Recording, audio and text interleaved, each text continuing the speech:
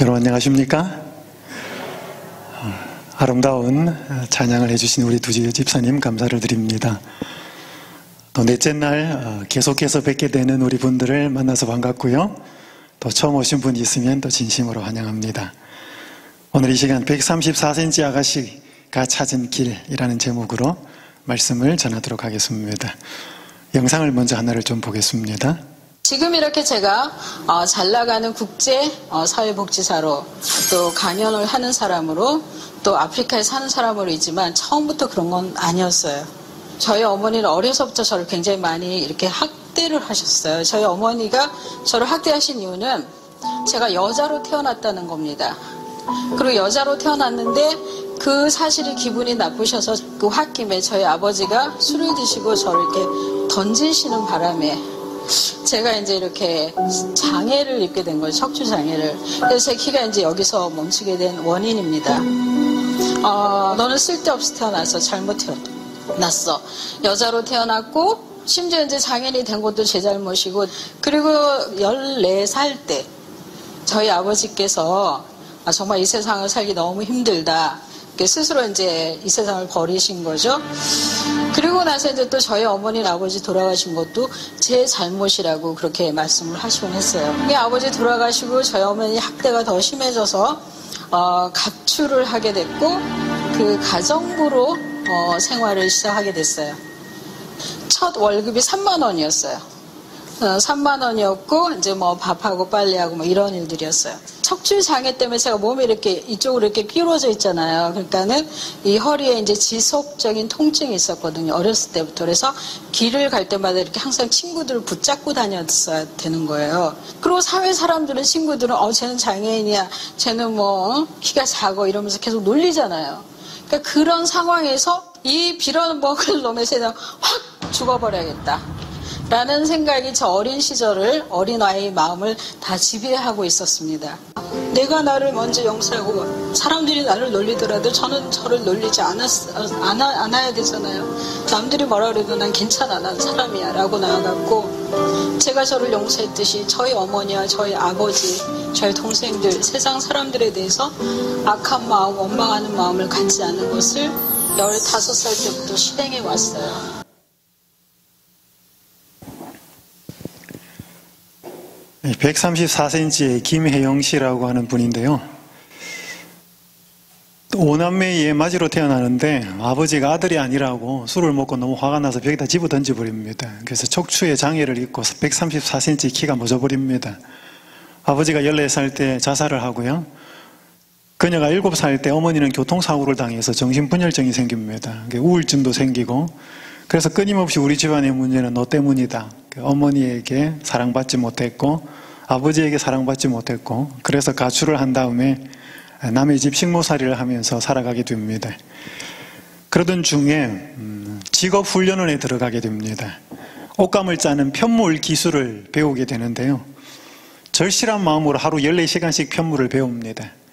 그러다가 1985년에 콜롬비아에서 있었던 세계 장애인 기능 경기 대회에 나가서 기계 편물 부분에 금메달을 땁니다. 그래서 일본 회사의 한국 지부에 취직을 해서 잘 나갔습니다. 하지만 너무 무리하게 일을 하는 바람에 쓰러집니다. 그 쓰러지는 상황 속에서 앞으로 무엇을 하며 살까 고민을 하다가 아프리카 보츠와나의 직업훈련학교에 자원봉사를 떠나게 됩니다. 거기서 4년 동안 열심히 편물교사로 봉사를 했는데 재정의 상황이 안 되어서 학교가 문을 닫게 됩니다. 근데 아이들이 갈 데가 없어서 자기 얼굴만 바라보고 있으니 이 아이들을 위해서 내가 뭔가 해야 되겠다. 학교를 자기 스스로 폐쇄된 학교의 문을 엽니다. 그리고 교장 선생이 되어가지고 10년을 더 봉사를 합니다. 그리고 14년 동안 아프리카에서 봉사를 한 다음에 뒤늦게 공부를 해야 되겠다는 생각이 들었습니다. 그래서 미국의 콜롬비아 대학원에서 사회복지사 석사 학위를 받습니다. 지금 그녀는 국제사회복지사로 케냐에서 선교사로 봉사를 하고 있습니다. 그런데 이 인터뷰 내용에서는 나 자신도 미워하지 않았고 남도 미워하지 않았고 아버지도 용서했고 어머니도 용서했고 그 원인에 대해서 이야기를 하지 않아요. 근데 그녀가 쓴 책이, 여기 도서관에도, 이 교회 도서관에도 책이 한 권 있는 걸 제가 봤습니다. 청춘아 가슴 뛰는 일을 찾아라고 하는 책에 보면 자세히 나와 있습니다. 읽습니다. 나는 나를 미워하지 않았고 싫어하지도 않았다. 부모님이 물려준 그 모든 불행과 환경에 대해 용서하고 장애인인 나도 용서했다. 내가 나를 정의롭게 대접하지 않고 나의 나됨을 용서하지 않고서는 인생을 살아가기가 참으로 힘들 것이라는 사실을 15살에 깨달았다. 이 그냥 깨달아진 게 아니겁니다. 기독교에 귀하고 나서다. 하나님을 만나고 나서 이 생각이 들었다는 것입니다.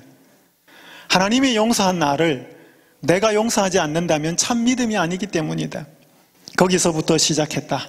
나 자신을 용서하고 받아들였는데 어찌 다른 사람들의 못남과 괴팍함과 무례함을 용서하지 못할까?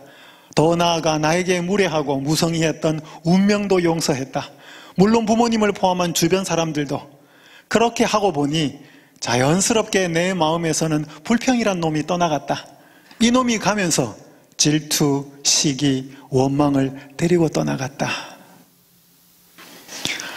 하나도 자기 자신의 삶을 돌아보면 정상적인 게 없었습니다. 기뻐할 일, 즐거울 일, 행복할 일 하나도 없었습니다. 신체, 부모, 환경. 그럼에도 불구하고 그녀에게 찾아온 예수 그리스도는 그녀의 생각을 완전히 바꿔버렸습니다. 그래서 이 상황 속에서 아프리카에서 자기보다 훨씬 더 못한 사람들을 위해서 인생을 바치고 선교사로 살아가는 일을 선택하게 된 것입니다. 그녀가 발견한 길은 예수 그리스도라고 하는 길 위에 세워진 그녀의 새로운 길이었습니다. 요한복음 14장 6절은 이렇게 말씀합니다. 예수께서 가라사대 내가 곧 길이요 진리요 생명이니 나로 말미암지 않고는 아버지께로 올 자가 없느니라. 여러분, 계속 지금 제가 드리는 말씀에 공통되는 단어가 있다고 그랬습니다. 생명이라는 단어라고 그랬습니다. 첫날에 요한복음 6장 35절에 나는 생명의 빵이다, 떡이다. 둘째 날 요한복음 8장 12절에 나는 세상의 빛인데 나를 따르는 자는 어두움에 다니지 아니하고 생명의 빛을 얻으리라. 생명이 나왔습니다. 셋째 날 어제 말씀드리기를 내가 온 것은 양으로 생명을 얻게 하고 더 풍성히 얻게 하려 함이라. 나는 선한 목자라. 나는 양들을 위하여 목숨을 버리거니와. 오늘 예수님이 말씀하시기를 길이요 진리요 생명이니. 오늘 길 이야기, 진리 이야기를 말씀을 나누겠습니다. 이 시오노 나나미가 쓴 로마인 이야기라고 하는 책이 한 15권짜리가 있습니다. 이 책을 보면 중국인하고 로마인을 좀 비교를 해서 설명을 하는데 중국인은 담을 쌓는데 탁월했다고 그랬습니다. 그래서 달에서도 보이는 만리장성을 만들었습니다. 그런데 로마인은 길을 닦는데 천재였다고 그랬습니다. 그래서 모든 길은 로마로 통한다. 그런데 그 로마인들이 길을 잘 닦을 뿐만 아니라 이 길을 전부 다 네트워크를 만들었습니다. 그냥 아무렇게나 나 있는 길이 아니고 서로를 연결해서 어디든지 다 통하게 만들었습니다. 그래서 나온 말이 모든 길은 로마로 통한다라는 말이 만들어졌습니다. 오늘 여러분이 이 오레곤 중앙교회에 오실 때 전부 길 따라 오셨습니다. 그죠? 여러분 차를 타고 오셨고 혹은 뭐 걸어오신 분은 안 계실 것 같고요. 대부분 차를 타고 오셨지만 그 차는 길 위에 놓여져 있었습니다. 그래서 여러분은 길 따라 오셨고요.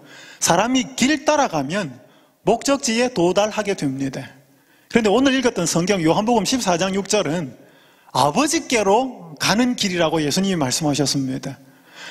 나로 말미암지 않고는 아버지께로 올 자가 없다라고 이야기했습니다. 이게 도대체 무슨 뜻일까요?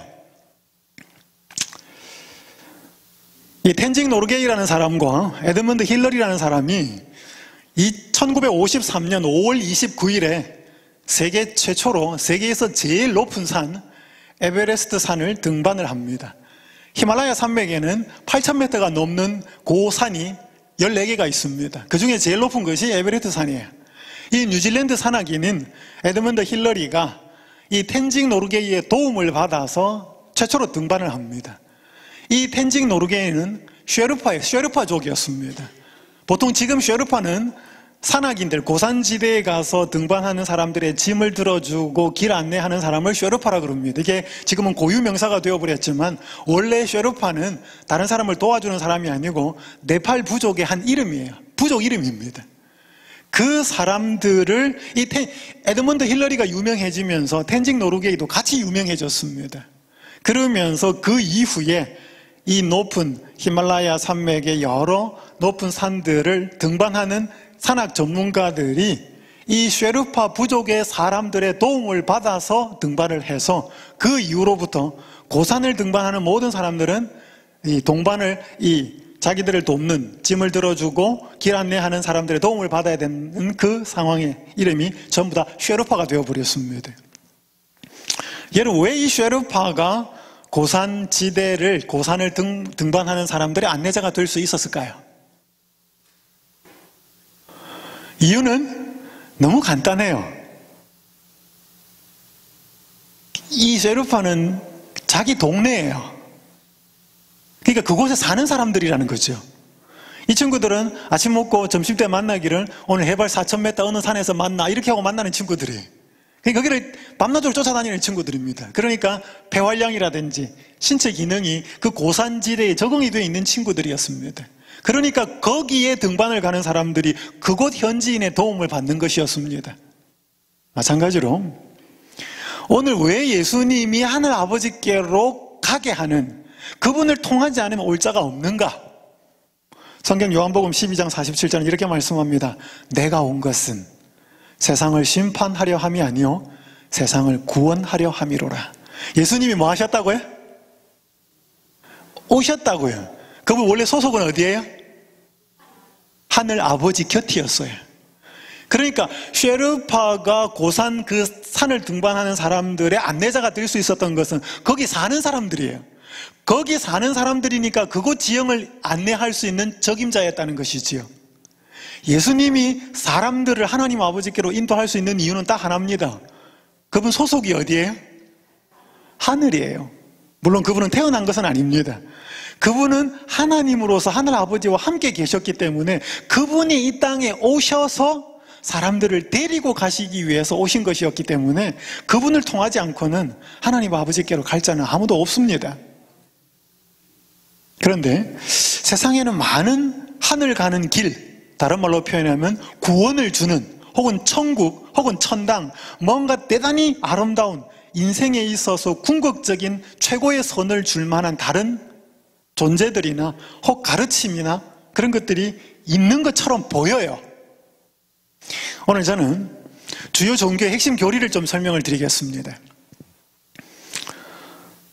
불교를 먼저 좀 말씀을 드리겠습니다. 여기 스님이 한 분 계신데요.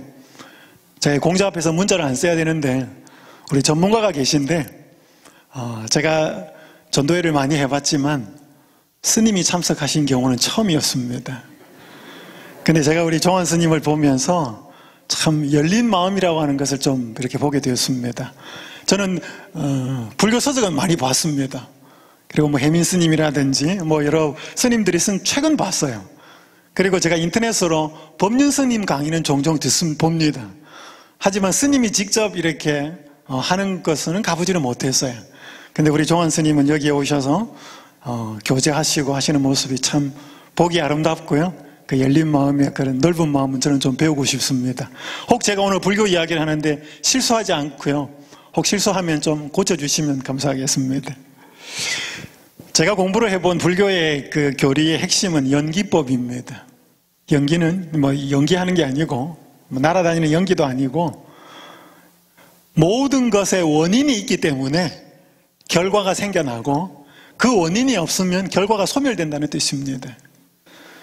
그 연기법의 핵심 교리는 사성제라는 것입니다. 이 사성제는 4가지 높은 가르침 혹은 4가지 높은 깨달음 이런 뜻입니다. 이 사성제는 고성제, 집성제, 멸성제, 도성제 4가지로 나누어집니다. 그래서 앞부분만 따서 고집멸도라고 부릅니다.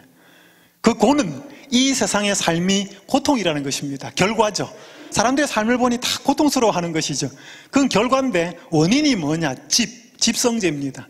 이 집자는 한자로 모일 집자예요. 그래서 여러분이 뭐 찬양집 혹은 논문 집, 시 집 할 때 그 집자가 모일 집자예요. 그 뭐가 모여서 그런가?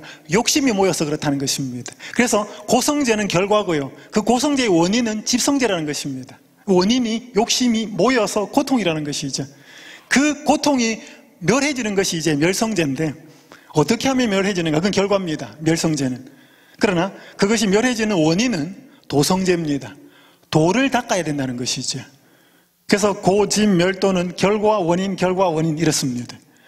그 멸성 도성제를 이루는 8가지 방법이 있습니다. 그것을 팔정도라 그럽니다. 그래서 불교의 핵심 교리는 사성제와 팔정도라는 말로 표현할 수 있습니다. 그 팔정도는 바르게 보기, 바르게 생각하기, 바르게 말하기, 바르게 행동하기, 바르게 생활하기, 바르게 정진하기, 그렇게 해서 바르게 집중하기, 8가지를 가지고 한마디로 불교는 도를 닦는 것입니다.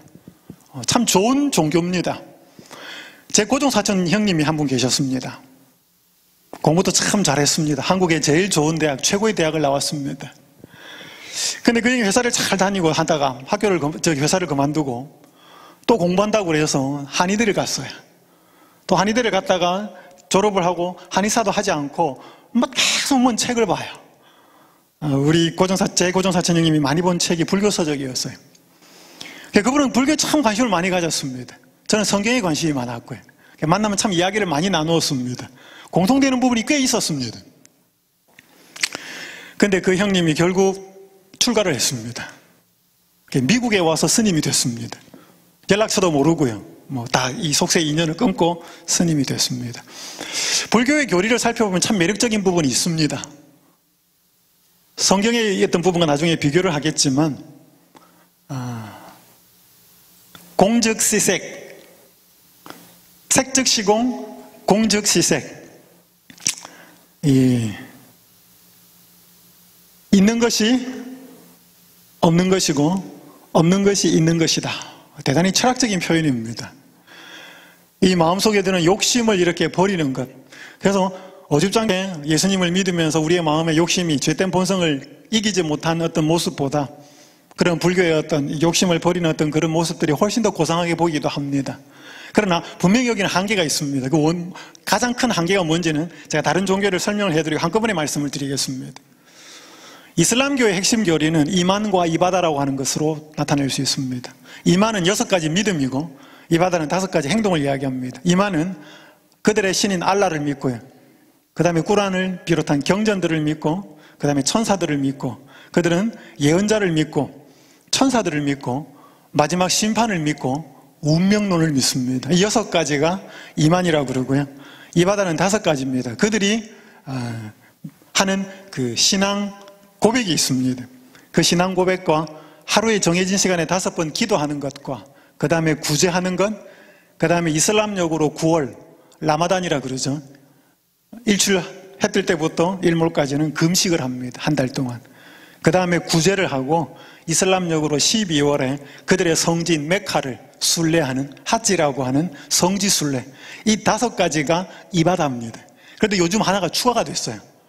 6가지 이만의 믿음에 하나가 더 추가가 됐는데 여러분 들어보셨을 것입니다. 지하드라고. IS 들어보셨죠?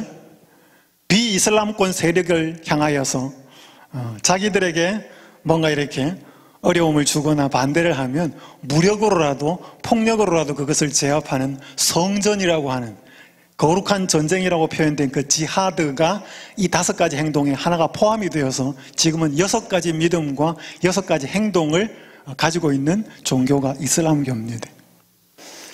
힌두교는 카르마라는 것과 다르마라는 것으로 대두가 됩니다.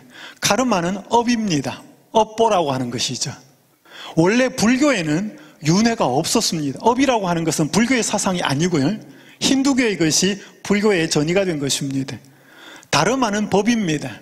그래서 이 땅에 사는 사람들이 선한 다르마를 쌓으면 좋게 이 다르마를 지키고 잘하면 선한 카르마, 업을 쌓아서 다음 생애에 참 훌륭하고 높은 신분의 사람으로 태어난다는 것이 이 윤회죠.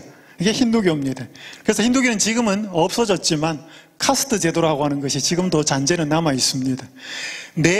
그 브라만, 크샤트리아 이렇게 해서 그 내 신분 밑에 존재하는 그 신분의 계층이 불가촉 천민이라 그럽니다. 탈리드라고 그러는데 그 불가촉 천민 참 기구한 운명입니다. 제가 한 책을 읽었습니다. 영어로는 untouchables, 한국어말로는 그게 뭐로 번역이 되었는가 하면 신도 버린 사람들이라는 제목으로 번역이 됐는데 그 책을 쓴 사람이 나렌드라 자다부라고 하는 불가촉 천민 출신이에요.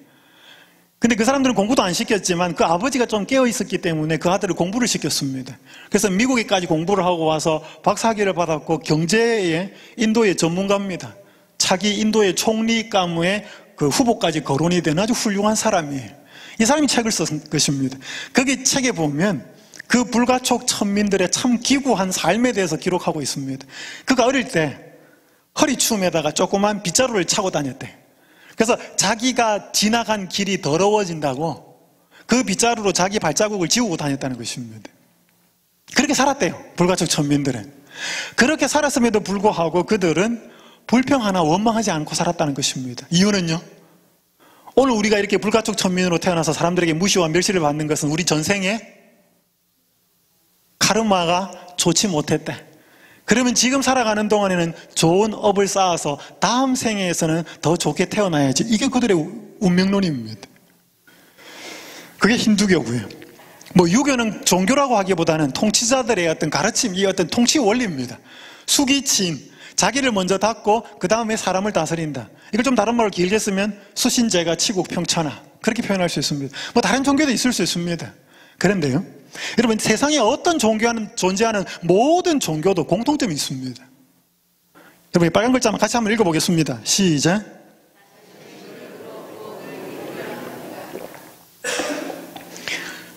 그들이 어떤 종교이든지 간에 그들의 종교에서 말하는 최고선, 구원, 혹은 천국, 어떤 것을 설명한다 할지라도 세상에 있는 모든 종교는 자신의 노력으로 그 구원을 달성하려고 합니다. 불교, 아까 말했듯이 고진멸도의 그 도의 8가지 8정도를 도를 닦아야만 불교에서 말하는 해탈, 그 경지에 도달하고자 하는 것입니다. 마찬가지입니다. 이슬람교, 힌두교, 이게 전부 다 그렇습니다. 내원에 들어갈 알맞은 말은 이 초등학교 시험 문제 나온 내용입니다. 결심한 마음이 사흘을 가지 못하고 곧 느슨하게 풀어져 버리는 것을 무엇이라고 할까요? 이게 초등학교 한 학생의 답이었습니다.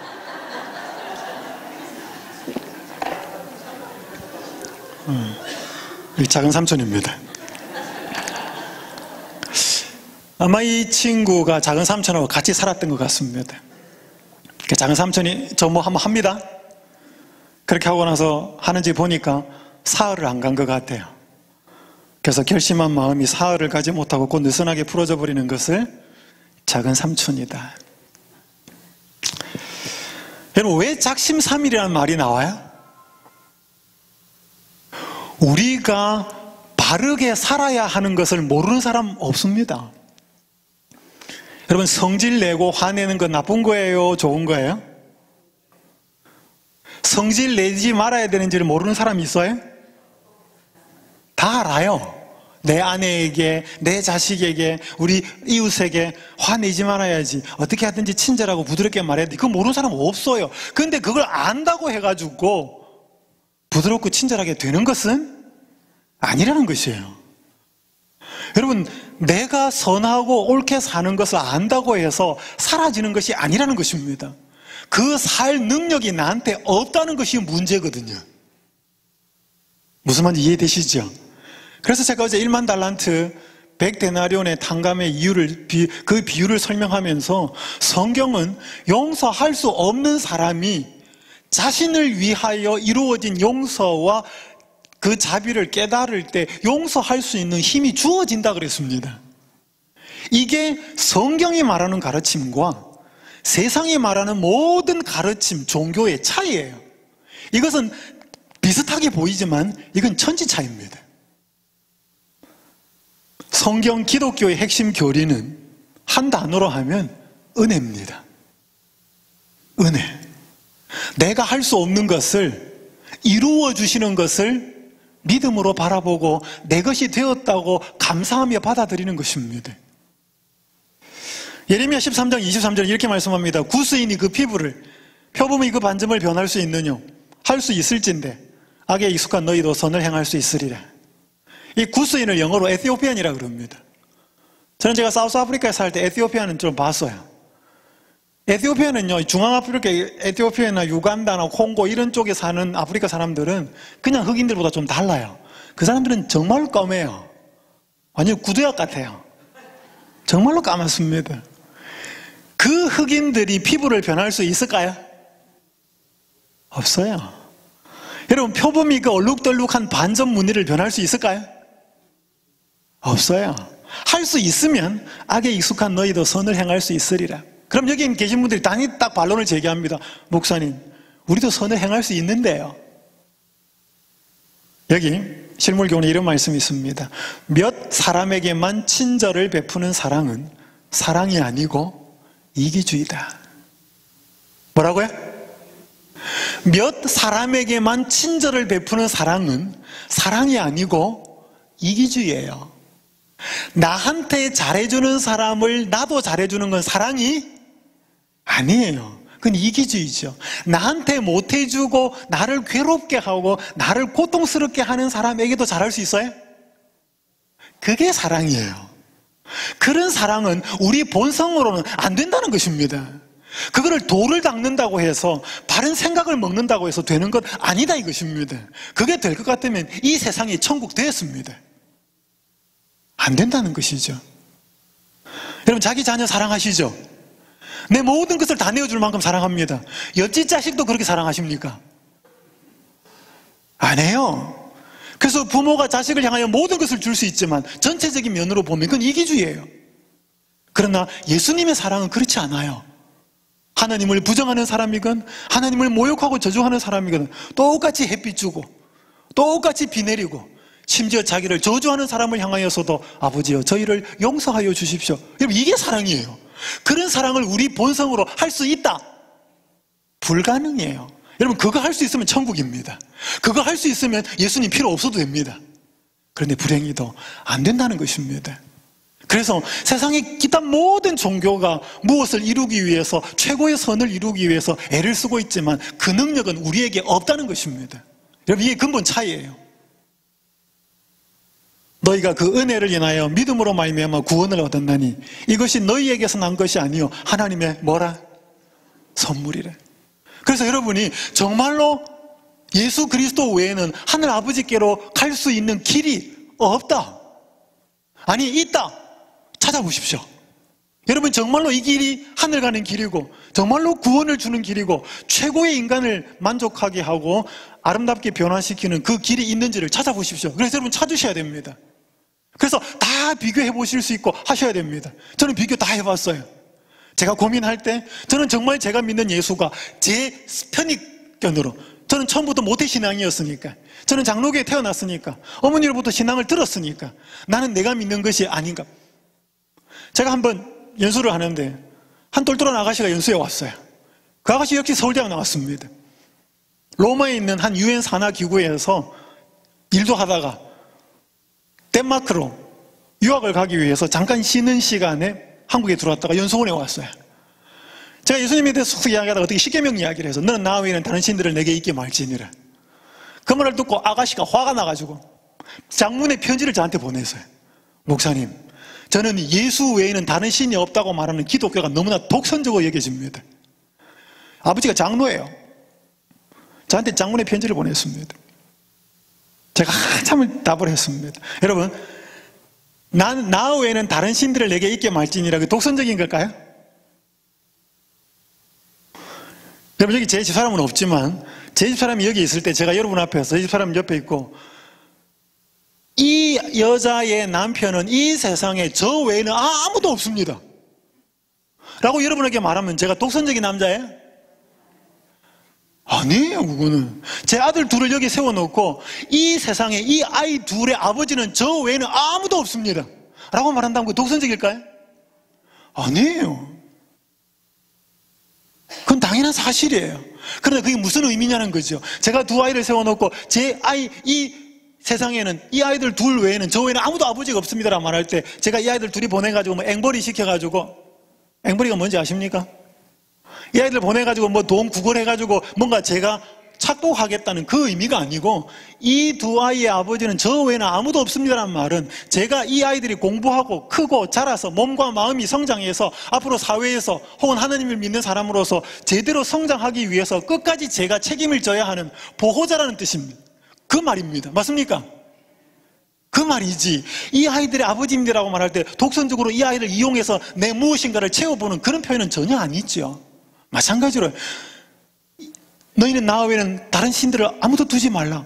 그것은 독선적인 하나님의 표현이 아니고 그 이스라엘 백성들을 보호하고 있는 전적인 보호자로서, 책임자로서 한 하나님의 표현이죠. 그리고 절대적인 사랑의 관계에서 하신 표현이죠. 그건 독선적인 표현이 아니고요. 그래서 정말로 독선적인지 아닌지를 알아보셔야 돼요. 예수님이 그 자신이 어떤 분이신가를 사람들에게 알리기 위해서 교회라는 것을 만드셨습니다. 그래서 교회는 건물이 아니고요, 오레곤 중앙교회 이렇게 하면, 이 오레곤 중앙교회 건물이 현대 선교학적인 측면에서는 건물도 교회에 포함이 되지만, 성경적인 의미의 교회는 건물은 아닙니다. 교회는 그리스도의 몸입니다. 다른 말로 표현하면 예수님의 지체이고, 또 다른 표현으로 하면 성도들입니다. 여기 고린도에 있는 하나님의 교회, 곧 그리스도 예수 안에서 거룩하여지고 성도라 부르심을 입은 자들과, 또 각 처에서 우리 주 곧 저희와 우리의 주 되신 예수 그리스도의 이름을 부르는 모든 자들에게. 여기는 건물이라는 개념이 하나도 없어요. 예수님의 이름을 부르는, 하나님을 찾는 믿는 자들의, 신자들의 공동체가 교회입니다. 그래서 그 공동체를 통해서 하나님은 일하셔요. 여기 보면 성령은 온 세상에 편만에 계셔서 어디서나 사람들의 마음을 감동시키고 계신데, 그러나 우리가 하나님의 곳간에 거두어 들여질 만큼 자라고 익어가야 할 곳은 교회이다. 여러분, 내가 하나님이 누군지를 깨닫고 예수님을 깨닫고 나서 집에서 혼자 성경 보고 예배드리면서 교회 가보니 자꾸 자기들끼리 싸우고, 요즘 기독교를 안 그러고 뭐라 그래? 앞에 이상한 글자를 붙입니다. 그러니 내 거기에 들어가지 말고 혼자 신앙생활하면 되지 않을까? 맞아요, 틀려요? 틀려요. 왜냐하면 하나님은 교회가 불완전한지 알아요. 머리는 완전하신 예수님이지만 교회는 그분의 지체인데, 이 지체가 우리 믿는 시인자들의 공동체고 여전히 죄된 본성을 가지고 있는 사람들이기 때문에 불안해요. 그럼에도 불구하고 하나님은 사람들을 교회와 연결시킵니다. 왜냐하면 우리가 하나님의 곳간에 거두어 들여질 만큼 자라고 익어가야 할 곳은 교회예요. 신자들과의 관계예요. 여러분, 혼자 있어서 성격 나쁜 사람 봤어요? 우리는 반드시 관계 속에 들어가야 내가 얼마나 품성이 모났는지, 얼마나 이기적인지, 얼마나 예수 그리스도가 필요한지 알아요. 혼자 있으면 독야청청하게 우아하게 별로 그걸 못 느낍니다. 이 이어령 씨가 쓴 우물을 파는 사람이라고 하는 책이 있습니다. 이 여령 씨가 예수님을 믿게 되는데, 한국의 대표적인 지성인이죠. 이 사람이 자기 딸 때문에 예수님을 알게 됩니다. 그가 이 책에서 쓰기를, 다른 책에서 쓰기를, 내가 만약에 내 딸에게 참 좋은 아빠였으면 나는 예수를 믿지 않았을런지도 모른다. 어릴 때 그 딸한테 이민아 씨라고, 뭐 이야기를 드릴 시간은 없고요. 자관 그 딸이 그렇게 아빠를 그리워하고 하지만 아빠한테 사랑을 못 받고 그렇게 남자 만나서 결혼하고 살다가 나중에 이제 병에 걸려서 죽게 됐죠. 그때 마지막 소원이 이제 아버지가 그리스도를 믿는 것. 그래서 딸 때문에 이제 예수를 알게 됩니다. 그리고 나서 이제 교회를 나가니까 그 주변에 있는 그 교회 반대론자들이 다 말려요. 너 예수님 믿는 건 내가, 그런데 그 진흙탕 부덩이인 교회는 가지 마라. 그때 이 사람이 이렇게 이야기했습니다. 식당이라고 다 맛있는 음식이 나오던가, 병원 간다고 다 병이 낫던가, 극장에 가면 재미있는 명화만 트는가, 그래도 배고프면 식당을 찾아가듯이 모든 교회가 다 탈속하고, 영적인 것은 아니지만 역시 영혼이 메마른 사람이 찾아갈 곳은 교회가 아닌가. 부패한 교회가 있다고 해서 교회에 가지 말라는 것은 병원 의사가 오진하여 죽었으니 앞으로 병이 나도 병원 가지 말라는 말과 같다. 여러분, 병원 가면 다 나아요? 병원 가도 중환자실이 있고요, 병원 가도 영안실이 있습니다. 그럼에도 불구하고 우리 몸이 아프면 어디 가요? 중환자실 보고 가는 게 아니고 영안실 보고 가는 게 아니고 그 훌륭한 나를 고쳐줄 수 있는 의사 보고 가잖아요. 그럼 이제 교회를 가야 되는 것이 맞다면 목사님 교회가 너무 많아요. 어디를 가야 될까요? 여기 에베소서 4장 13절에 보면 우리가 다 하나님의 아들을 믿는 것과 아는 일에 하나가 되어 온전한 사람을 이루어 그리스도의 장성한 분량이 충만한 데까지 이르리니. 오늘 하나님이 우리에게 기대하는 건 두 가지입니다. 하나님의 아들을 믿는 것, 예수님이죠. 예수님을 믿는 것과 예수님을 아는 일에 하나가 되라는 것입니다. 그런데 교회를 다니는 사람은 예수님을 믿어요. 다 믿습니다. 예수님 믿는 것에는 하나가 돼요. 교회 다니는 사람들은. 근데 뭐에는 하나가 안 돼? 예수님을 아는 일에는 하나가 안 돼요. 왜? 다 달라요. 지금 예수님 뭐 하는지 다 생각이 달라요. 다 성경을 쥐고 있는데도 다 달라요. 그러니까 하나가 안 됩니다. 나눠져 있어요. 제가 지금 한 5분 동안에 기독교 2000년 역사를 잠깐 설명하겠습니다. 너무 머리 아픈 도표 같지만 간단하게 설명하겠습니다. 이거 어디에서 나왔는가 하면 잘 보이시는지 모르겠습니다만 1982년에 나온 옥스포드 대학 출판사에서 나온 세계 그리스도교 백과사전입니다.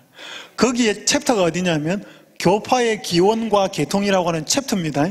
이건 우리 재림교에서 만든 것도 아니고 일반 대학에서 만든, 유명한 대학에서 만든 백과사전의 부분입니다. 자, 여기 십자가입니다. 여러분, 예수님이 승천하시고 났을 때에는 교파가 없었습니다. 그때는 5군데의 사람이 많이 사는 곳에 예수 믿는 사람이 많았어요. 그 5군데가 어디였는가 하면 예루살렘, 당연하겠죠. 거기서부터 시작했으니까. 그 다음에 안디옥, 그 당시 로마 제국이었기 때문에 로마 제국의 수도였던 로마, 그 다음에 콘스탄티노플, 그 다음에 알렉산드리아, 아프리카의 70인역이 번역된 그 5군데를 역사책에 찾아보면 기독교 5본산이라고 나와요. 5군데. 그 5군데가 여러 정치적이고도 신학적인 이유 때문에 4곳은 몰락해요. 하나만 살아남아요.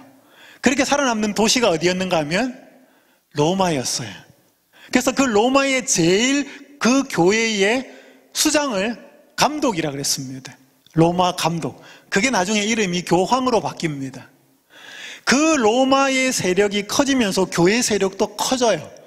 그러면서 교회 다니는 사람들이 우리 이름을 그냥 로마 교회, 로마의 지역에 있는 교회 이렇게 하지 말고 우리 이름 다른 거 하나 하자. 그래서 만든 이름이 로만 캐톨릭이에요. 그 캐톨릭이라는 뜻은 영어로는 유니버스, 전 우주적인, 전 보편적인 이런 뜻이에요. 그러니까 어떻게 보면 로만 캐톨릭은 말 자체에 모순이 있는 단어예요. 왜? 로마는 지역교회거든요. 그 로마라고 하는 지역에 세워진 교회가 전 우주적인 교회가 된다는 것은 그건 이상한 말이에요. 어쨌든 간에 그렇게 되었어요, 역사적으로. 그래서 로만 캐톨릭이 이때부터 계속 커지기 시작합니다. 그러면서 여기 이제 사도적, 세계적 사도교회라고 하는 이름으로 쓰다가 어디에서 한번 교회가 심하게 갈라지는가 하면 1054년에, 여러분 자세한 얘기 알 필요는 없습니다. 성만찬 예식에 사용되는 그 빵에 누룩이 들어갔느냐 안 들어갔느냐, 이스트가 있는 빵이냐 아니냐 빵이냐를 놓고 싸우기 시작합니다. 물론 여기에는 정치적인 이유도 포함됩니다. 그러면서 동방교회와 서방교회로 쪼개집니다. 그래서 이쪽 교회가 동방교회예요. 여기가 이제 서방교회입니다. 이게 1054년이에요. 그러다가 두 개로 거대하게 잘라지다가 이때는 히랍 정교회는 주로 그리스 정교회였습니다. 그래서 이 서방교회가 이제 로마 가톨릭 교회입니다. 이렇게 하다가 한 번 더 쪼개지는 것이 1517년이에요. 여러분이 잘 아시는 마르틴 루터에 의해서 종교개혁이 일어납니다. 그러면서 그 성경도 금지시키고 사제들이 온갖 행태로 진리를 무너뜨릴 때 목숨을 걸고 마르틴 루터가 일어납니다. 그러면서 또 한 번 이 교파가 갈라지기 시작합니다. 그러면서 주류는 그대로 로마 가톨릭교회는 남아 있었어요. 그리고 영국 국교회, 성공회, 영어로는 앵글리칸 추르치라 그럽니다. 헨리 8세 때 이거는 이 로마 교회도 아니고 이 프로테스탄트 개신교회도 아닌 독자적인 교회를 구축합니다. 제가 이 성공회 교회를 한번 가봤어요. 성공회 교회는 거의 로마 가톨릭 교회 비슷합니다. 다만 차이가 있으면 이 성공회 교회는 신부들이 결혼을 합니다. 로마 가톨릭 교회는 결혼을 하지 않아요. 그래서 성공회, 그 다음에 루터교회, 그 다음에 주로 스위스를 중심으로 해서 쯔윙글리나 이런 쪽을 해서 스위스를 중심으로 해서 개혁교회, 이제 영국을 중심으로 이제 장로교회, 그런 것들이 이제 개신교의 주류를 이룹니다. 그러면서요, 성경의 진리가 수이 천년 이상을 흐르면서 이렇게 다 어두워집니다. 그래서 종교개혁이 시작이 되죠. 루터가 하나 걸고 칼뱅이, 쯔빙글리가 다 하나씩 들지만 거의 진리가 다 밝혀졌지만 모아지지는 않았습니다. 그걸 모으는 일이 1800년대에서 미국의 침례교 신자였던 윌리엄 밀러에 의해서 주도가 됩니다. 그러면서 탄생된 교회가 어디냐면 재림교회, 애드벤티스트는 여기 있습니다. 제7일 안식일 예수 재림교회. 이 제7일 안식일 예수 재림교회는 그 윌리엄 밀러, 그때 윌리엄 밀러 때는 재림은 교회도 없었습니다. 초교파적으로 성경 다니엘서 해석을 두고 예수님이 재림하는 그것으로 재림운동이 초교파적으로 이루어졌다가 그들이 기대했던 날짜에 예수님이 오지 않고 대부분의 사람들은 다 떨어지지만 남아있던 사람들이 성경을 연구하기 시작해서 성경의 진리라고 받아들이고 믿고 깨달았던 것을 모아서 만든 교회가 재림교회이죠. 여기 있습니다. 개신교회에 있어서의 주류에 들어갑니다. 여기 맨 밑부분에 보면 빗나간 개신교들이 있습니다. 여기 보면 몰몬, 여호와의 정인, 유니테리안 이렇게 나와요. 그래서 여러분 기독교 분파의 이단 연구 이렇게 쭉 보면 주로 이쪽 부분이 이렇게 돼 있습니다. 그런데 한국의 목사들이나 한국의 개신교회는 재림교회도 어디다 집어넣어요? 이쪽 부분에다 집어넣습니다. 아마 이런 차트나 도표는 안 보는가 봐요. 여기에 도표의 재림교회는 이 개신교회라고 하는 이 주류의 흐름 안에 들어가 있어요. 종교개혁이 시작은 됐지만 마르틴 루터에 의해서 완성이 되지는 않았습니다. 그 완성이 된 그 시작은 재림교회의 출발이었습니다. 그래서 재림교회를 보면 가톨릭 교회에서 주장하는 성경상 맞다고 하는 삼위일체가 맞기 때문에 받아들입니다. 장로교에서 발견한 만인 제사장, 왜냐하면 구약의 개념에 의하면 레위 지파만, 아론의 지파만, 제사장만 하나님 앞에 나가지 평민들은 갈 수 없어요. 그러나 성경에 너희는 왕같은 제사장이요, 그 사실이 맞기 때문에 받아들이죠. 감리교회의 중생과 성결, 침례교회의 대의제와 침례, 제7일 침례교 안식일, 예배를 드리는 안식일은 제7일 침례교회에서 깨달은 기별이었습니다. 구세군 교회의 구호봉사, 윌리엄 부스에 의해서 시작된, 그리고 제세례파 종교분리. 제세례파는 뭔가 하면요, 영어로 아나베프티스트라고 그럽니다. 아나는 영어로 위라는 뜻이에요. 로마 가톨릭 교회의 교리 중에 하나가 뭐냐면 유아세례예요. 그들은 원죄라는 교리를 가지고 있습니다. 원죄는 뭔가 하면 한 사람이 태어났을 때 아담이 지은 죄가 별 모양이면 태어나는 모든 사람들은 다 별 모양의 죄가 복제된다는 것입니다. 그 말은 성경적은 아니에요. 성경에서 말한 로마서 8장에서 7장에서 말한 건 죄된 본성을 이야기하는 것이지. 그래서 그 원죄를 가지고 태어난 사람이 원죄를 없이 하는 게 유아세례예요. 그래서 유아세례를 받으면 원죄는 없어진 거예요. 아담에게서부터 물려진 죄는. 그러면 그 이후에 살아가다 짓는 죄는 어떻게 하는가? 교회에 나와가지고 사제가 주는 성만찬, 떡하고 포도주 마시고 1년이나 2년에 한 번씩 사제 앞에 나와서 고해성사하고, 그러면 죄가 없어진다는 것이 천주교 교리예요. 그것이 틀렸다라고. 세례는 예수님의 그 모본과 성경적인 가르침에 의하면 자기가 인지해서 예수님을 개인의 구주로 영접할 때 침례받고 세례받는 것이지, 그래서 우리는 유아 세례를 받았더라도 우리는 다시 세례받는다, 다시 침례받는다. 그게 뭐예요? 아나베프티스트, 그 제세례파 혹은 제침례파예요. 이 사람들은 맞아요, 주장이. 그런데 이 제세례파의 사람들을 칼뱅은 얼마나 많이 죽였는지 모릅니다. 왜? 같은 종교개혁자지만 자기들의 생각하고 다르기 때문에 죽였어요. 여러분, 종교개혁자들이요, 전부 다 예수님처럼 마음이 넓어가지고 다 수용하고 포용하지 않았어요. 그들은 나름대로 깨달은 진리가 있었지만 그들이 보지 못한 한계는 너무나 뚜렷하게 많았습니다. 그러니까 안 모였죠. 자기 것만 높이고. 모라비안 형제들, 특별히 모라비안 형제들은 감리교회가 출발하는, 요한 웨슬리가 미국에 전도하러 왔다가, 인디언들 전도하러 왔다가 비참하게 실패하고 돌아갈 때 배 타고 가는데 모라비안 교도들이 배 위에서 풍랑을 만나서 다 사람들은 고통스러워하고 두려워하는데 이 사람들은 얼굴이 천사 같았어요. 그러니까 이 요한 웨슬레가 충격을 받습니다. 도대체 저 사람들도 예수 믿고 나도 예수를 믿는데 나는 왜 이렇게 두려운데 저 사람들은 왜 저런가? 그러면서 그가 영국으로 돌아가서 한참 방황할 때 한 번은 모라비안 교도들의 집회에 참석을 하는데 그 예배에서 한 사람이 마르틴 루터가 쓴 로마서 서문을 읽을 때 요한 웨슬레가 그 집회에서 회심을 경험합니다. 뜨거워지죠. 그러면서 그가 만든 교회가 메소디스트 처치, 감리교회입니다. 메소디스트란 말은 영어 메소드가 안에 들어가 있어요. 그러니까 그 당시 메소디스트란 말은 그 당시 영국 사회에 도박하고 온전히 그 난잡한 상황 속에서 그들의 특별한 신앙 방법을 고수했던 무리들, 그 사람들 조롱하는 말이었습니다. 메소디스트가. 그 메소드, 어떤 특별한 방식에 집착되어 살아가는 사람들을 조롱하는 말이었는데 대단히 경건한 무리들이었습니다. 그게 청교도예요.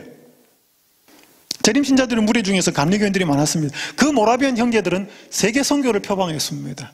그것이 성경적으로 맞기 때문에 땅끝까지 이르러 복음을 전하라는 것이 맞기 때문에 재림교회는 받아들인 것이지. 그래서 이 제임스 기본스가 쓴 교부들의 신앙이라고 하는 책에 보면 제7일 안식일 예수 재림교회 교리를 보면 여러 교회의 교리를 한두 가지씩 따다가 뭐를 만들어 놨대? 그럼 잡채 어떻게 만들어요? 양파, 당근, 당면, 또 뭐 다 모아가지고 비비잖아요. 맞아요. 이 말은 틀린 말이 아니에요. 여러분, 안식일, 여기에는 알고 있는 분도 계시고 모르고 있는 분도 계시기 때문에 잠깐만 언급을 하고 넘어갑니다. 이 천주교와 개신교 하나인 교회라고 하는 박도식이라고 하는 가톨릭 출판사에서 나온 책인데 박도식이라고 하는 신부가 지은 책입니다. 개신교 아가씨인 송영애라고 하는 아가씨가 찾아와서 신부와 대화하면서 엮어진 책인데 한마디로 천주교 교리 설명하는 책이에요. 그러면서 천주교는 개신교회가 하나입니다라고 하는 그들의 주장이에요. 성량이 묻습니다. 성경 이외에 또 내려오는 구원의 진리를 성전이라고 하셨는데 성전, 홀리 트래디션입니다. 이걸 앞에서 박도식 신부가 설명을 해요. 그러니까 이 송영이라는 아가씨가 구체적으로 성전에서 가르치는 교리를 예를 들어서 하나 좀 말씀해달라고 부탁을 합니다. 그때 박 신부가 도로 묻습니다. 얘 먼저 하나 물어보겠어요. 개신교에서 일요일을 주일로 지내고 있지요. 성경 어디에서 그 근거를 찾아볼 수 있습니까? 성경에는 분명히 안식일을 주장했고 안식일은 뭡니다? 누가 그래? 박 신부가 그래. 이거 오 목사가 그러는 게 아니고. 어찌하여 성경에도 전혀 없는 일요일을 주일로 지내고 있습니까? 박 신부가 물어요. 송영희 씨한테. 질문을 받았는데 도로 물어요. 그러니까 송량이 물음표 하나, 느낌표 하나, 물음표 하나, 느낌표 하나. 대답을 못해요. 그때 박 신부가 다시 이야기합니다. 성경에는 그런 말이 전혀 없습니다. 성경에는 일요일을 예배일로 지키라는 말이 전혀 없습니다. 그 말이에요.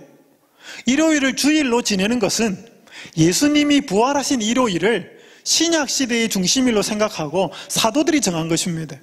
이런 전통은 가톨릭에서가 아니면 어느 종파에서도 말할 수 없습니다. 여러분, 여기 사도는 아포스톨로스, 성경에서 말한 예수님의 12사도를 말하는 게 아니에요. 그 베드로의 후손이라고 말하는 교황을 이야기하는 것입니다. 교황권을 이야기하고 그들의 사제들을 이야기하는 것입니다. 그러니까 여기에서 가톨릭이 신약시대의 중심일, 부활하신 날은 일요일 맞아요. 첫째 날. 그것을 예배일로, 중심일로 정했습니다. 우리가, 로마 가톨릭 교회가. 그게 뭡니다? Holy Tradition, 교회에서 거룩하게 내려오는 전통 중에 하나입니다. 그 예를 들은 거 설명하는 거예요, 지금. 누가 이렇게 했다고요? 가톨릭 교회가요. 여러분, 이 부분은 제가 다 시간이 없기 때문에 많이 설명할 수가 없고요. 여러분이 나중에 우리 목사님과 또 우리 교회에 있는 분들과 함께, 지도자들과 함께 다니엘서와 요한계시록을 공부하게 되면 여기에 대한 분명한 깨달음을 알 수 있습니다. 그래서 요즘 안식일이 토요일이고 이걸 예배일로 지켜야 된다는 걸 기독교에서 많이 알고 있습니다. 원주에 가면 제가 있는 곳에 이 영광교회라고 하는 것이 있습니다. 원주 영광교회. 어느 날 이 플랜카드가 하나 붙었어요. 플랜카드가 뭐라고 붙었는가 하면 이게 2012년도입니다. 매주 토요 영광교회 안식일 정오 예배. 이거 일요일 교회에서 붙은 플랜카드예요. 이게 도대체 뭘 의미하는 거죠? 여러분, 요즘요 일요일교회 개신교회 목사들 중에서 안식일 진리를 깨달은 사람들은 토요일과 일요일을 같이 예배일로 지키는 사람이 많아요. 다 이게 나오지는 못하지만, 그래서 목회는 해야 되니까, 일요일날 설교는 해야 되니까 찾아오는 분들, 자기 혼자 따로 안식일 지키는 사람들 많아요. 이 부분에 대해서는 여러분이 나중에 한번 배울 수 있기를 바랍니다. 제가 영상 하나 보여드릴게요. 성명서 제7일 안식일 예수 재림교회를 재평가한 결과 이단이라 볼 수 없음을 밝힌다. 본 사단법인 기독교 신학사상 검증학회는 한국교회의 무분별한 이단 양산에 대하여 죄송합니다.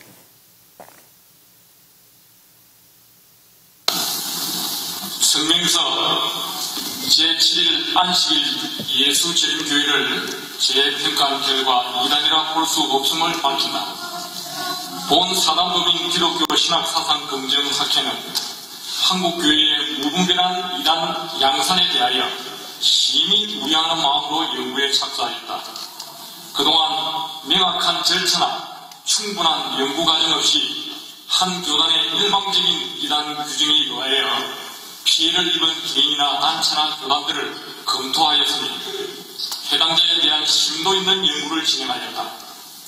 제7일 안식일 예수 재림교회 이하 재림교회도 그 중에 한 교단임을 밝혀내고 약 30개월에 걸친 연구를 통하여 심도 있게 검토한 결과 재림교회는 일반 개신교회와는 차별되는 교리를 가지고 있기는 하지만 그 내용이 이단으로 규정할 만한 결정적인 요소가 아닌 것으로 판단되어 본학계 연구위원들의 연구 결과를 기초로 하여 이 성명서를 발표하는 바이다. 이게 성명서 전문입니다. 인터넷에 가면 나와 있습니다. 올해 3월 30일 서울의 그 보라매 공원 옆에 있는 공군회관이라고 하는 곳이 있습니다.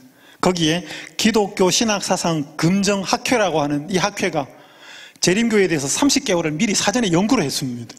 모든 책들 다 가지고 가가지고 그리고 나서 밝힌 내용이 뭔가 하면 일반 개신교회와는 차별되는 교리는 가지고 있지만 그 가지고 있는 것도 성경을 이제 연구를 다 해보면 그들이 뭐가 다른 건지 알 겁니다. 그러나 이단으로 규정할 만한 결정적인 요소가 아닌 것으로 확인되어 본 성명서를 발표한다. 이들이 이단이라고 해서 이단이고, 여러분 예수님은 나사렛 이단이라고 불렸고요. 사도 바울도 이단의 괴수라고 불렸습니다. 사람들이 이단이라고 하기 때문에 이단이고 이단이 아니라고 하면 이단이 아니고 그것은 아니지만 분명히 오해받고 있는 것에 대해서는 풀어야 될 부분이 있기 때문에 제가 여기에서 여러분에게 모든 것을 다 설명드릴 수는 없지만 적어도 오늘 우리 눈에 보이는 세상의 수많은 종교들이 정말로 하늘 가는 길인지를 확인하셔야 되고 오늘 많은 사람들이 모여 있고 많은 무리들이 모이고 있기 때문에 절대 다수가 있기 때문에 아니면 누군가는 소수가 있기 때문에 제외되고 내 생각과 우리의 판단과 편견에 맞지 않기 때문에 다르게 평가되고 있는 것 함부로 판단해서는 안 된다는 것이죠. 오늘 우리가 제대로 판단을 해야 된다면 그 판단의 모든 근거는 성경이어야 합니다. 잠깐 진리에 대해서 말씀을 드리고 마무리하겠습니다. 예수님은 자기 자신을 향하여 나는 길일 뿐 아니라 나는 진리다. 이렇게 사는 것이 진리다가 아니고요. 자신을 향하여 진리다라고 말씀하셨습니다. 여러분 이치 혹은 학문의 단계를 4단계로 나눌 수 있습니다. 가장 기초 단계는 물질 세계의 이치를 다루는 학문, 물리라 그럽니다. 여기는 거대한 별들을 다루는 천문학을 포함해서 우리 몸 안에 이 하나의 원자, 원소까지 다루는 모든 화학, 이거 전부 다 물리학, 다 물리에 들어갑니다. 이 물리보다 조금 위에 있는 이치는 생리입니다. 살아있는 생명체의 이치를 다루는 것이죠. 여기에는 식물학도 들어가고 동물학도 들어가고 의학도 들어가고 약학도 들어가고 그 위에 있는 이치는 사람의 마음을 다루는 심리입니다. 사회학, 윤리학, 심리학, 정치학. 그 위에 있는 것이 참이냐 거짓이냐 그 이치를 다루는 것이죠. 이 진리입니다. 그래서 오늘 물리, 심리, 생리는 진리를 알게 하지 않으면 이건 다 지식이 헛방입니다. 세상에 여러 물질이 어떻게 움직이고 사람이 어떻게 해야 되고 마음이 어떻고 다 다루어 보지만 진리가 무엇인지를 알지 못하면 전부 헛방입니다. 사전에서는 진리를 뭐라고 이야기하는가 하면 언제 어디서나 누구든지 승인할 수 있는 보편적인 법칙이나 사실, 이걸 진리라고 그럽니다. 여기 세 가지가 나옵니다. 언제, 이 말은 시간에 상관없이 진리여야 한다는 것입니다. 어디서나 장소에 상관없이 진리여야 합니다. 누구든지 사람에 상관없이 진리여야 합니다. 이 잣대에 비추어 보면 스포츠는 절대로 진리 아닙니다. 맞아요? 여러분, 일본 사람하고 한국 사람하고 축구하면 어떻게 돼요? 일본이 웃으면 한국은 울어요. 한국이 울면 일본은 웃어요. 그러니까 같이 웃을 수는 없다는 거죠. 이건 진리 아닙니다. 똑같이 입시 경쟁에 의해서 누구는 대학 가고 누구는 못 가고 그거 아니에요. 같은 회사 누구는 웃고 누구는 웃어. 이건 진리 아닙니다. 모든 경쟁 시스템이 만들어 놓은 어떠한 법칙도 진리 아닙니다. 올 작년 2월 26일에 62년 만에 대한민국에서 간통죄가 폐지됐습니다. 배우자 있는 사람이 딴 사람 만났을 때는 법적으로 문제가 생겼어요. 근데 지금은 없어졌습니다. 미국은 이거 이미 없죠, 그죠? 간통죄라고 하는 그게 선진국에서는 없어요.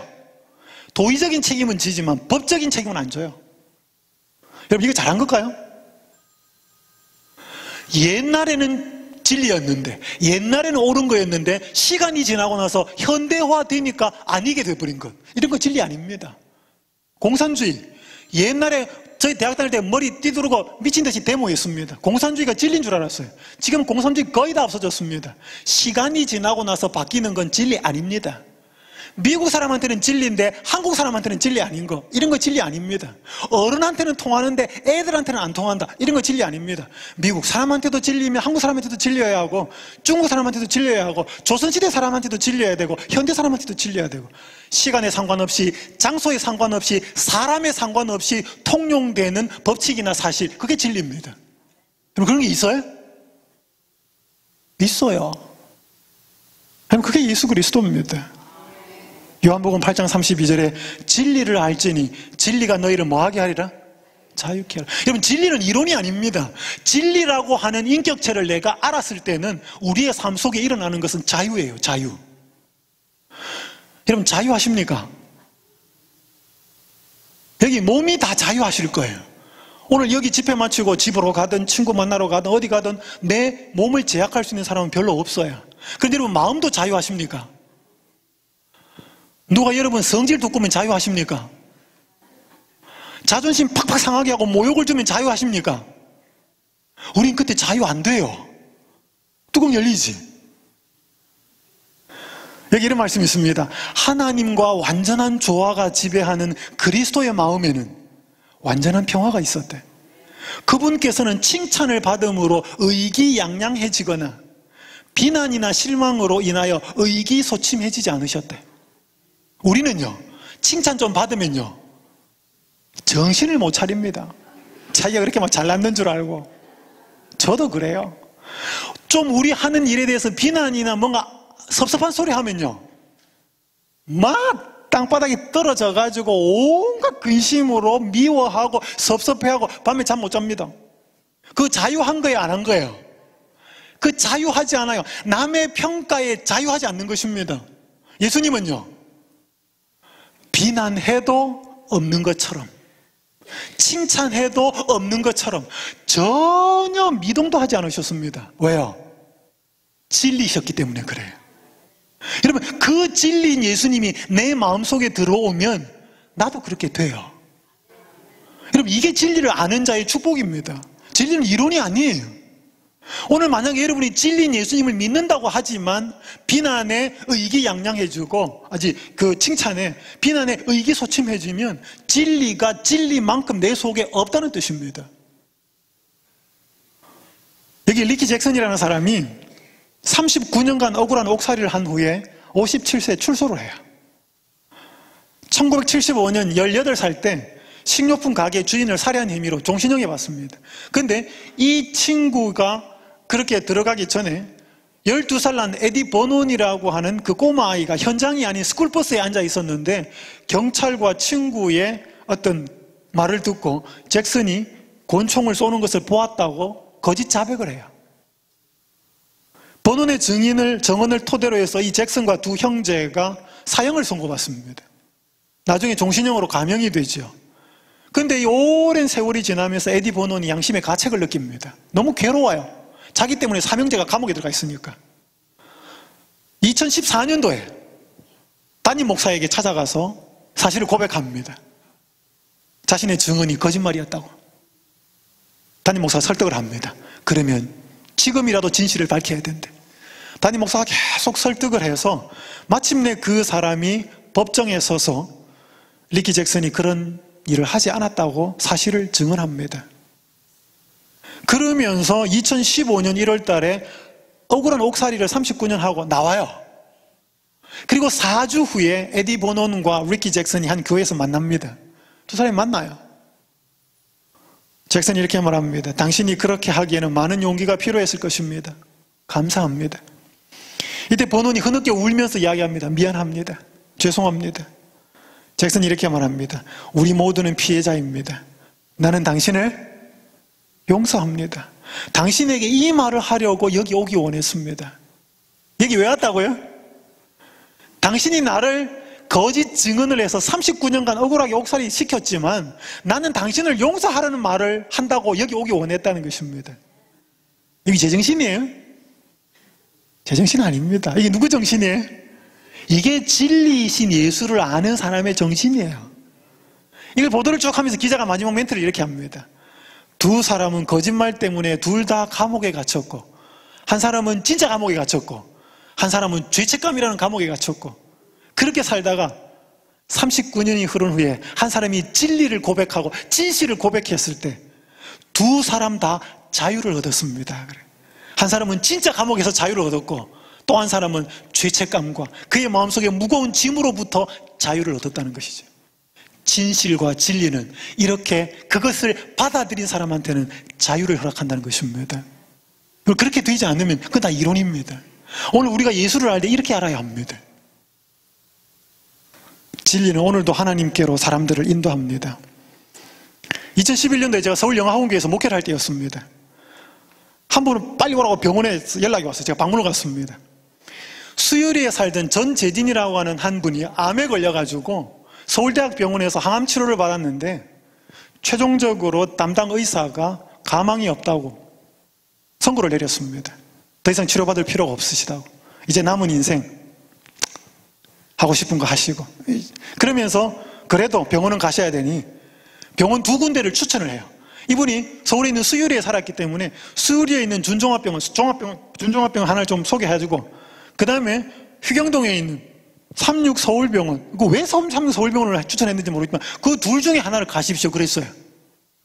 그러니까 가족, 아내와 두 딸과 아들은 당연히 우리 집이 수유리고, 아버지가 어차피 이제는 못 사시니까 마지막 계실 동안에 병원을 가깝게 가기 위해서는 집 근처에 있는 수유리에 있는 병원을 가야 된다고 생각하는데, 아버지가 부득불 우겨가지고 삼육서울병원을 가야 된다는 거예요. 삼남매는, 부인은 이유를 몰랐어요. 그래서 아버지가, 남편이 우겨서 삼육서울병원을 갔어요. 갔는데 그날따라 그 병원에서 근무하는 김재원이라고 하는 장로님이 환자 차트를, 이 환자, 입원 환자 명단을 좀 보고 싶더래요. 이 명단을 보는데 전재진이라고 하는 사람의 이름이 있는 거예요. 이 사람 우리 형님 친구인데 동명이인인가? 그럼 동명이인일 수도 있잖아. 한국에 이름 비슷한 사람이 많으니까. 근데 굳이 그 병실 호수로 확인하고 찾아가요. 가니까 어릴 때 같은 교회를 다녔던 형 친구예요. 아니, 형님 여기 어떤 일입니까? 반갑게 만났어요. 그러니까 이제 암에 걸려서 이렇게 된 거예요. 그런데 그날따라 그 김재원이라고 하는 장로님 형, 김시원 장로님, 그 서울영화원교회 교인이에요. 그분이 그날 새벽에 맹장이 생겨가지고 병원에 거기 가서 수술을 했다니까요. 그렇게 한 그날, 맹장 수술한 날, 그분이 삼육서울병원 오겠다고 부득부득 우긴 그날 두 분이 병실에서 만났습니다. 이 두 사람이 절친한 친구였어. 어릴 때 경북 울진에서. 근데 이 전재진이라는 사람이 너무 가난해가지고 어릴 때 나가서 돈을 벌어야 되니까 교회도 멀리하고 신앙도 멀리하고 그렇게 먹고 살다가 정신없이 살고 결혼하고 살다가 나중에 그렇게 암에 걸리고 더 이상 희망이 없다는 선고를 받았는데 의사가 수유리에 있는 한 병원하고 36 서울병원 둘 중에 하나를 가서 이제는 마무리하십시오. 그러니까 가족들은 다 수유리에 있는 병원을 갈 줄 알았는데 그 아버지가 부득부득 우겨가지고 36 서울병원을 간 이유는 그의 마지막에 그래도 내가 어릴 때 여름 성경학교 다니면서 들었던 그 예수님이 있었던 그 교회, 그 병원, 내 거기서 죽겠대. 그게 간 거야. 그런데 그날따라 그 절친한 친구가 맹장수술하고 간 거예요, 그게. 그 장로님 맹장수술 그냥 했을까요?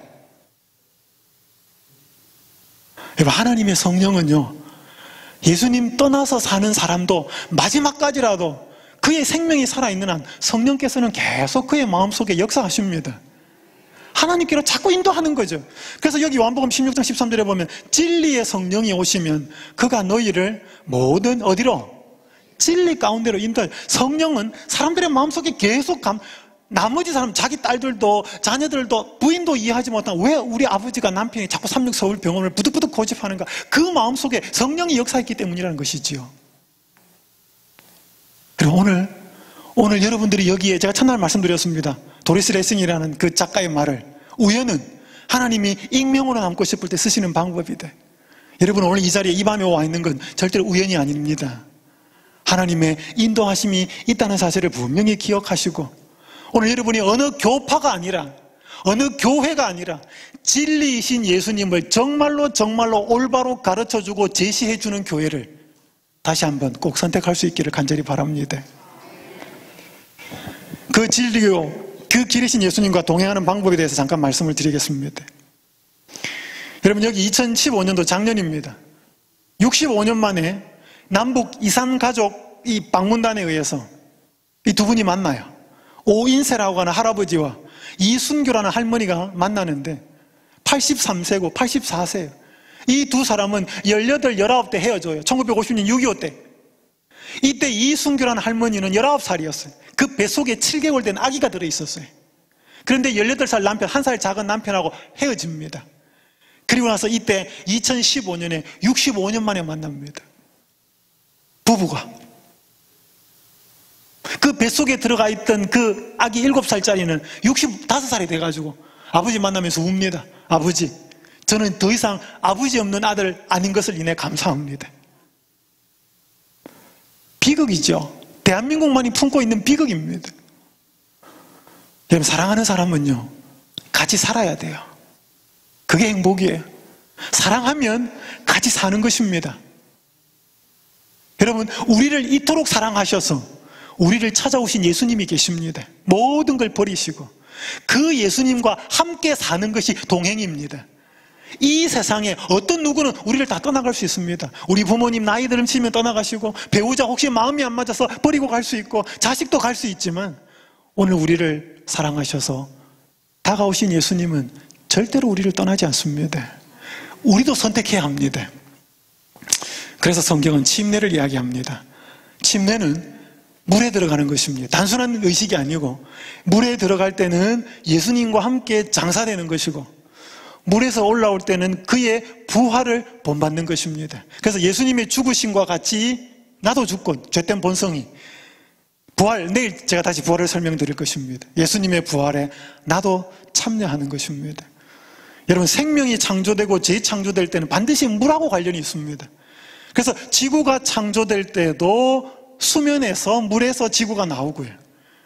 노아 홍수 때 지구가 물에 온전히 잠길 때 이 물로 인해서 지구가 침례를 받았다고 이야기를 합니다. 왜 세례가 아니냐? 성경에는 세례가 나와 있는데 이것이 왜 원래의 의미가 아니냐? 여러분, 원래는 침례였습니다. 이것이 언제 세례가 되는가 하면 11세기 말에, 정확하게 말하면 1098년에 교황 우르바노스에 의해서 시작된 십자군 전쟁.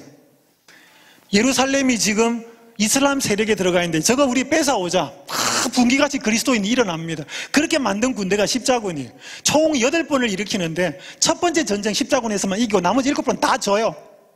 그 십자군을 예수님 믿는 이름으로 모으는데 어중이 떠중이 다 오는 겁니다.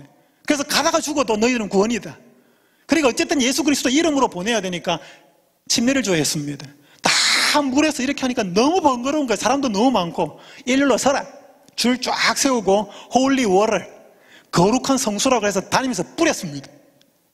빨리 군대로 보내기 위해서. 그래서 침례가 세례로 둔갑을 합니다. 원래 성경의 의미는 뿌리는 게 아니고 물 속에 완전히 잠기는 것이 마태복음 4장에 예수님의 모본으로 나오는 것입니다. 이스라엘 백성이 홍해를 건널 때 그들은 침례를 받았다 그래요. 물 한 방울 안 튀겼는데 물 속에 들어가면서. 사람이 태어날 때 엄마 뱃속에서 280일 동안 물 안에 들어가 있습니다. 양수. 그래서 육체의 생명이든 새롭게 태어나든 전부 다 뭐하고 관련이 있어요? 물하고 관련이 있습니다. 예수님 믿는 믿음의 선택을 할 때도 그 좋으신 예수님, 떠나지 않는 예수님과 함께 사는 그 시작도 우리는 침례라고 하는 것을 통해서 시작합니다. 제가 이제 한 이야기만 드리고 마치겠습니다. 여러분, 이 그림 한번 보십시오. 뭔 그림이에요? 한 치 앞도 모르는 인간의 모습을 이야기하는 겁니다. 가다가 빠질 수도 있고 이거 들어박을 수도 있고. 제가 한 교회에 있을 때 목회를 할 때 똘똘한 대학교 2학년 여학생과 함께 성경 공부를 했습니다. 열심히 성경 공부하고 이 아가씨가 참 잘 받아들였고 침례를 베풀었습니다. 그러면서 곧 여름방학이 됐어요. 이 여학생이 대학교에 스킨스쿠버 동아리를 하고 있었습니다. 저한테 와서 목사님, 오늘 우리 동아리에서 울릉도로 스킨스쿠버를 가는데 갔다 와서 울릉도 앞바다가 얼마나 아름다운지 목사님 설명해 드리겠습니다. 안녕히 계세요. 그리고 갔어요. 사흘 뒤에 친구들을 통해서 연락이 왔습니다. 그 아가씨가 스킨스쿠버를 하는 도중에 실종됐다고. 저희가 모여서 간절히 기도했습니다. 사흘 뒤에 또 연락이 왔어요. 시체가 또 올랐다고. 21살 아가씨였어요. 6일 만에 병원 영안실로 쫓아갔습니다. 너무 가슴이 아팠어요. 6일 전에 목사님, 울릉도 앞바다가 얼마나 아름다운지 보고 와서 설명해 줄게요. 안녕히 계세요. 라고 해맑게 웃고 떠난 아가씨가 6일 만에 싸늘한 시신이 되어 왔습니다. 그 부모들은 미쳤어요, 완전히. 제가 그 아가씨 모습을 보면서 올 때는 순서가 있을지 모르지만 갈 때는 순서 없습니다. 여러분, 죽음이 뭔지는 내일 제가 다시 말씀을 드리겠습니다. 그러나 제 마음속으로 한편의 위로가 되는 것은 그녀가 떠나기 전에 예수 그리스도를 개인의 구주로 영접하고 갔다는 거예요. 여러분, 저는 그게 소망이었습니다. 저는 그게 위로였습니다. 사랑하는 여러분들이시여, 오늘 저희가 내일 다시 못 볼지 모릅니다. 내일 확실히 여러분과 제가 본다고 누가 아무도 보증해 줄 수 없습니다. 우린 그런 인생이에요. 그렇기 때문에 제일 중요한 건 오늘입니다. 제일 중요한 건 지금이에요. 오늘 그때 우리는 최선을 다해야 되고 거기에 가장 무엇이 올바른지를 선택해야 합니다. 그리고 결과는 맡기는 것이지요. 내 인생을 붙들고 있는 존재가 있다면 저는 그렇게 삽니다. 오늘 이 자리에 계신 모든 분들이 오늘 한 아가씨가 그 비참한 상황 속에서 예수 그리스도 한 분을 15살에 알았을 때 나를 이렇게 비참한 내 모습도 용서하고 나를 그렇게 만들었던 아버지 어머니 다 용서하고 아프리카로 달려가서 그 몸을 이끌고 거기서 국제사회사로 봉사자로 봉사하게 만들었던 그 예수가 진정한 길이 될 수 있습니다. 오늘 우리의 삶에도 그런 길을 제시할 수 있습니다. 우리 사랑하는 여러분들께서 이미 그 예수를 아신다면 더 제대로 믿으시고 아직까지 모르고 계신다면 그 예수를 가장 잘 가르쳐주는 교회를 통하여서 반드시 여러분의 삶에 믿음으로 받아들이고 동행하며 그러하여 진리를 알고 길을 알고 진정한 자유를 갖고 살게 되시기를 간절히 바랍니다. 우리 집사님들 좀 나누